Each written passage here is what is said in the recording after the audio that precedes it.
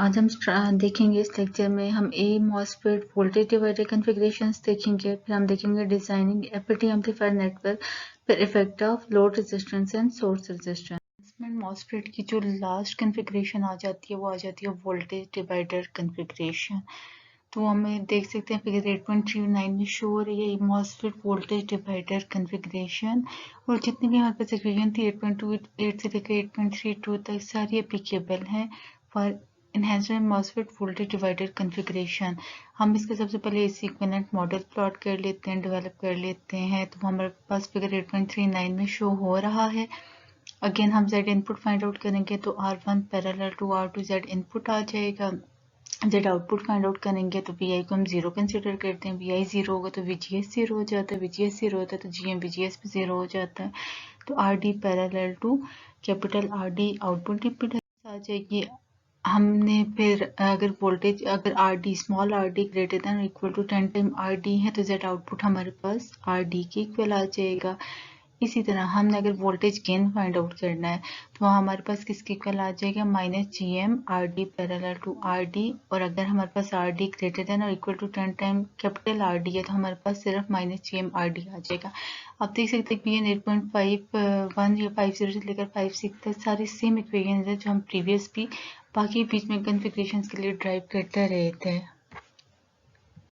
अब हमारे पास टॉपिक आ जाता है डिजाइनिंग एफईटी एम्पलीफायर नेटवर्क। इसमें हम पहला पॉइंट देख सकते हैं कि to avoid unnecessary complexity during the initial stages of the design, the approximate equations are often employed because some variations will occur when calculated resistors are replaced by standard values।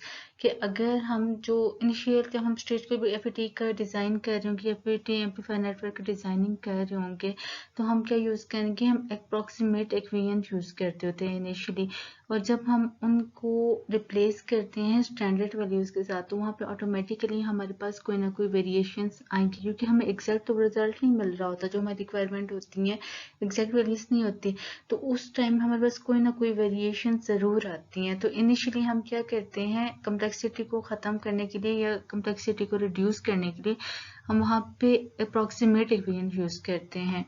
Although हमें exact वो वाला result नहीं देते, provide नहीं करते जो standard registers की values का होता है, वहाँ पे कोई ना कोई वेरिएशन अगर होती हैं।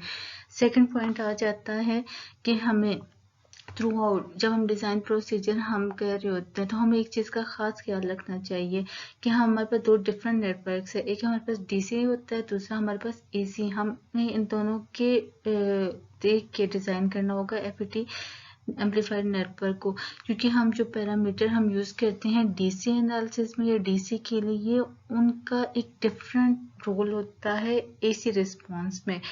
अब हम थर्ड पॉइंट पे देख सकते हैं, थर्ड पॉइंट पे आप देख सकते हो कि जो हमने RG रजिस्टर था, अगर हमने जब उसका डीसी एनालिसिस किया था तो हमने वहाँ पे देखा था कि हमारे पास जब गेट करंट जीरो हो जाता है तो वहाँ पे जब डीसी एनालिसिस चैप्टर 7 में हमने देखा था तो RG भी हमारे पास क्या हो जाता था, जीरो हो जाता था, क्योंकि उसके पास उसके क्रॉस वोल्टेज ड्रॉप जीरो था। लेकिन जब हमने अब एसी एनालिसिस किया तो यहाँ पे जो RG रजिस्टर था it presents an important high impedance path between V0 and V input। ये as a path between V output and V input use हो रहा है। तो आप देख सकते हैं कि AC एनालिसिस में RG as a high impedance path between V output and V input use हो रहा है, जबकि हमारे पास जब डीसी कंडीशन थी तो वहाँ पे RG क्या होता था, जीरो हो जाता था, वहाँ पे जब IG को हम जीरो करते थे। In addition, recall the GM is larger for operating point closer to ID axis, कि जब हमारे पास VGS इक्वल टू जीरो होता था तो वहाँ पे हमने देखा था कि हमारे पास GM की वैल्यू मैक्सिमम होती थी, रिक्वायरिंग दैट RS भी रिलेटिवली स्मॉल, कि RS की वैल्यू बिल्कुल स्मॉल होगी। जबकि अगर RS को बाईपास ना करें, हमने भी अनबाईपास नेटवर्क भी देखा था, तो बिल्कुल a small RS will also contribute to a higher gain, but for the source follower the gain is reduced from its maximum value of 1। हम देख रहे हैं कि डिफरेंट क्वांटिटीज का डिफरेंट कन्फिगरेशंस पे AC DC पे हर एक पे डिफरेंट इफेक्ट होता है, हर एक का रोल हर एक कॉन्फ़िगरेशन में डिफरेंट है, अगर वो AC मोड है वहाँ पे उन क्वांटिटीज़ का डिफरेंट इफेक्ट है, अगर वो DC मोड है वहाँ पे उन क्वांटिटीज़ का बिल्कुल ही डिफरेंट इफेक्ट होगा। Therefore, often a balance must be made between a particular operating point and its effect on the AC response. फिर आप सेकेंड लास्ट पॉइंट पे भी देख सकते हैं, in most situations the availability DC supply voltage is known, the FET to be employed has been determined, and the capacitor to be employed at the chosen frequencies are defined. कि आपको क्या क्या values provided होती हैं तो आप क्या क्या कैलकुलेट कर सकते हो. It is then necessary to determine the resistive element necessary to establish the desired gain or impedance level. कि हम resistive elements की values को find out कर लेते हैं for desired gain और impedance level कि जो हमें अब gain provided होगा या हमें Z input और Z output की values given होगी और हमें कहा जाएगा कि हमारी requirement ये है तो हमें इसके लिए resistance की value को calculate करना है.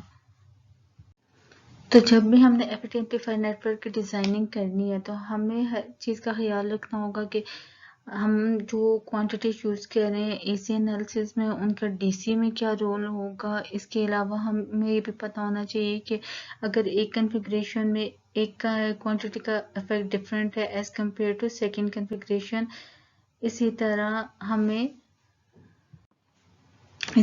बैलेंस मेंटेन करना होगा. तो अब इस डिजाइनिंग FET एम्पलीफायर नेटवर्क से रिलेटेड हम एक न्यूमेरिकल कर FET एम्पलीफायर के डिजाइनिंग से रिलेटेड हम एक एग्जांपल कर लेते हैं. एग्जांपल 8.14.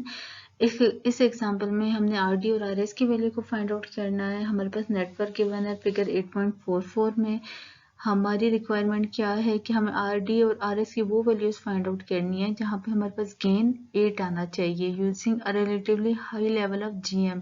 तो यहाँ पे हमारे पास VGSQ एक ऑपरेटिंग पॉइंट प्रोवाइडेड है, वो किसके इक्वल है 1/4 VP के इक्वल, और VP की वैल्यू हमें गिवन है -4 वोल्ट गिवन है. IDSS हमें गिवन है 10 मिली एम्पेयर. GM की मैक्सिमम वैल्यू GM नॉट की मैक्सिमम वैल्यू गिवन है 5 मिली सीमेन. GOS की वैल्यू हमें गिवन है 20 माइक्रो सीमेन. तो इस वैल्यू को यूज करके हम आउटपुट इम्पीडेंस कैलकुलेट कर सकते हैं. तो ये हमारे पास सारी वैल्यूज गिवन है. कैपेसिटर्स की वैल्यू गिवन है, लोड रेजिस्टर की वैल्यू गिवन है. इसी अब हमने क्या बेसिकली फाइंड आउट करना है, हमने RD और RS की वैल्यूज को फाइंड आउट करना है. सबसे पहले हम क्या करेंगे, operating point VGSQ find out करेंगे. VGSQ इक्वल टू 1/4 VP के इक्वल था. VP की वैल्यू हमें गिवन है -4 वोल्ट. इक्वेशन में हम सब्स्टिट्यूट करेंगे तो VGSQ हमारे पास -1 वोल्ट के इक्वल आ जाएगा. फिर हमें ID की वैल्यू चाहिए. ID की वैल्यू को फाइंड आउट करने के लिए हम शॉकली इक्वेशन को यूज करते हैं 1 - VGSQ/VP होल स्क्वायर. सारी वैल्यूज हमें गिवन है, हम इक्वेशन में पुट करेंगे. ID हमारे पास आ जाएगा 5.625 मिली एम्पेयर. फिर इनको यूज करके हम GM की वैल्यू फाइंड आउट करेंगे. GM हमारे पास किसके इक्वल था, GM not into 1 - VGSQ/VP. GM not हमें गिवन है 5 मिली सीमेंस. बाकी वैल्यूज हम सब्स्टिट्यूट करेंगे तो GM हमारे पास आ जाएगा 3.75 मिली सीमेंस के इक्वल आ जाएगा. The magnitude of the AC voltage gain is determined bye, कि हमें पता है कि हम जब भी गेन फाइंड आउट करते हैं तो उसका फार्मूला क्या होता है, AB equal to GM capital RD parallel to small RD. Gain हमें गिवन था वो 8 के इक्वल था. GM की वैल्यू अभी हमने फाइंड आउट कर ली 3.75 मिली सीमेंस. RD की वैल्यू हमने कैलकुलेट करनी है. स्मॉल RD की वैल्यू हमें फाइंड आउट कर लेंगे क्योंकि हमें GOS की वैल्यू गिवन है. तो पहले हम रीअरेंज करके इक्वेशन को लिखते हैं. RD parallel to small RD equal to 8 divided by 3.75 milli siemens. तो हमारे पास ये आ जाएगा 2.13 किलो ओम के इक्वल आ जाएगा. स्मॉल RD हमें पता है किसके इक्वल होता है, 1/GOS के इक्वल होता है. GOS की वैल्यू गिवन है, उससे हमारे पास स्मॉल RD की वैल्यू आ जाएगी 50 किलो ओम आ जाएगी. तो जब हम RD parallel to 50 kilo ohm के equation equal to 2.13 kilo ohm, यहाँ पे हम इस इक्वेशन को सॉल्व करेंगे तो हमारे पास RD की वैल्यू आ जाएगी 2.2 किलो ओम आ जाएगी. ये हमारे पास RD की स्टैंडर्ड वैल्यू होगी. ये डिजाइनिंग में हमारे पास पहला रिजल्ट आ गया RD equal to 2.2 kilo ohm. अब हमें क्या चाहिए, हमें RS की वैल्यू चाहिए. तो RS की वैल्यू हम कैसे फाइंड आउट कर सकते हैं कि हमने DC ऑपरेटिंग कंडीशन हमने देखा था कि VGSQ किसके इक्वल होता है, -ID इंटू RS के इक्वल होता है. VGSQ की वैल्यू अभी हमने फाइंड आउट की -1 वोल्ट. ID की वैल्यू हमने फाइंड आउट कर ली थी 5.625, वहाँ से हमने RS की वैल्यू फाइंड आउट कर दी है, तो RS हमारे पास आ जाएगा 177.8 के इक्वल आ जाएगा। तो RS की जो वैल्यू अभी हमारे पास आई है वो हमारे पास, अगर कोई स्टैंडर्ड रजिस्टर देखे तो 180 ओम के साथ हम उसको रिप्लेस कंपेयर कर सकते हैं, लेकिन इस एग्जांपल में हमें RS does not appear in the AC design because of the shorting effect of CS के। अगर हम कैपेसिटर CS को शॉर्ट कर देंगे तो क्योंकि RS उसके पैरेलल में लगा हुआ तो RS पे ऑटोमेटिकली शॉर्ट हो जाएगा। अब हमारे चैप्टर का लास्ट टॉपिक आ गया effect of load resistance and source resistance.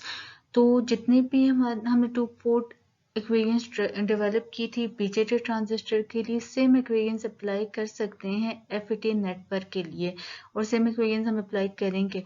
Also, because the quantities of interest are defined at the input and output terminals, कि हम अब input और output terminals को देख रहे हैं, not the components of the system, कि हम system के components को नहीं देख रहे हैं, हम basically input और output terminals की देख रहे हैं, ठीक है। तो हमने जितने भी टू पोर्ट इक्वेशंस के ड्राइव की थी बीजेटी के लिए वो हमारे पास यहाँ पे लिखी हुई हैं। 8.57 AVL equal to R load divided by R load plus R output into AV no load, ठीक है। ये हमारे पास 8.57 से लेकर 8.59 तक ये सारी इक्वेशंस हमने जो ड्राइव की थी बीजेटी में, हम वही इक्वेशन यहाँ पे FET एनालिसिस में यूज कर सकते हैं R लोड और R सोर्स का इफेक्ट देखने के लिए। तो हमने जो पॉइंट्स नोट किए थे, the greatest gain of an amplifier is the no load gain, the loaded gain is always less than the no load gain. A source impedance will always reduce the overall gain below the no load or loaded level. In general ये equation 8.60 देख सकते हैं हम। तो ये वो सारी वही इक्वेशंस थी जो हमने जब बीजेटी एनालिसिस किया था तो वहाँ पर टू पोर्ट इक्वेशंस के लिए हमने ड्राइव की थी, ये वही इक्वेशंस हैं और वही जो हमने कंक्लूजन्स की थी ये सारी वही हैं। तो ये सारी इक्वेशंस एप्लीकेबल हो सकती हैं FET नेटवर्क के लिए। ये जितने भी इक्वेशंस हम यूज़ कर रहे हैं, हमने जो बीजेटी एनालिसिस में यूज़ की थी टू पोर्ट के लिए, हम वही इक्वेशन यहाँ पे भी फॉलो कर रहे हैं। तो हम यहाँ पे देख सकते हैं due to high impedance between the gate terminal and the channel, one can generally assume that the input impedance is unaffected by the load resistor, क्योंकि इनपुट इम्पिडेंस हमें पता है JFET की काफ़ी हाई होती है, and the output impedance is unaffected by the source resistance. हम इसको एनालाइज या एग्जामिन करने के लिए हम सेल्फ वाइज कॉन्फ़िगरेशन ले लेते हैं। नीचे फिगर 8.43 में आप देख सकते हैं with a bypass source RS। तो हम वहाँ पे हमने यहाँ पे रजिस्टर RS कनेक्टेड किया हुआ है। हम इसका इक्विवेलेंट AC मॉडल सबसे पहले प्लॉट करेंगे।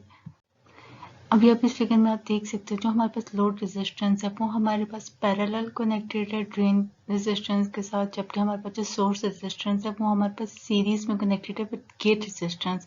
तो अगर इसका ओवरऑल वोल्टेज गेन हम फाइंड आउट करना चाहें तो वो किसके इक्वल -GM/RD parallel to capital RD parallel to RL। ये हमारे पास AC इक्विवेलेंट मॉडल आ गया जिसमें हमने देखा था कि जो लोड रेजिस्टेंस था वो पैरेलल है आउटपुट साइड पे RD के साथ, जो हमारे पास सोर्स रेजिस्टेंस है वो सीरीज में गेट के साथ। सेट आउटपुट अगर हम फाइंड आउट करें तो आप देख सकते हैं कि RD parallel to capital RD 8.62 equation में हम यूज कर सकते हैं। The output impedance is the same as obtained for the unloaded situation without a source resistance, ठीक हो गया। अब the input impedance remain same, वो हमारे पास Z input equal to RG ही रहेगी, और जो ओवरऑल वोल्टेज गेन होगा वो हमारे पास आ जाएगा RG VS divided by RG plus RSIG source resistance, और जो हमारे पास ABS आ जाएगा वो 8.64 में इक्वेशन आप देख सकते हैं। फिर अगेन हमारे पास अगर gate resistance greater than source resistance, इसी तरह RD parallel load resistance is less than small RD, तो हमारे पास वोल्टेज गेन किसके इक्वल आ जाएगा -GM/RD parallel to RD। Now if we now turn the two port approach for the same network, वो तो सारा हमने AC एनालिसिस किया था। अगर हम इसके लिए two port network equation use करें जो हमने BJT की लिए यूज किए थे, तो हमारे पास जो इक्वेशन का ओवरऑल गेन होगा वो क्या आ जाएगा AVL equal to RL divided by RL plus R0 into AV no load condition equal to RL divided by RL plus R0 minus AV and no load की जगह हम पुट कर देंगे -GM/RD parallel to capital RD। जब हम इस सारी equations को सिंप्लीफाई करेंगे रिड्यूस करेंगे तो हमारे पास जो इक्वेशन फाइनल AVL आ जाएगी वो -GM/RD parallel to capital RD parallel to RL। तो अगर हम कंपेयर करें जो इक्वेशंस हमने एसी मॉडल के साथ हमने उसके एसी मॉडल डेवलप करके फाइंड आउट की थी और जो हमने 2 पोर्ट अप्रोच यूज़ किए हैं यहाँ पे, तो हम देख सकते हैं कि दोनों almost same, matching the previous result. The above derivation was included to demonstrate that the same result will be obtained using either approach. आपकी अपनी मर्जी है कि आपने उसका AC इक्विवेलेंट मॉडल प्लॉट करके आपने फाइंड आउट करना है गेन वगैरह, या आपने 2 पोर्ट अप्रोच यूज करनी है. If numerical value for RI, RO and ABNL were available, it will be simply a matter of substituting, कि हम सिर्फ सब्सिट्यूट कर लेंगे इक्वेशंस 8.57 में. ठीक है. Continuing in the same manner for the most common configuration result in the equations of table 8.2.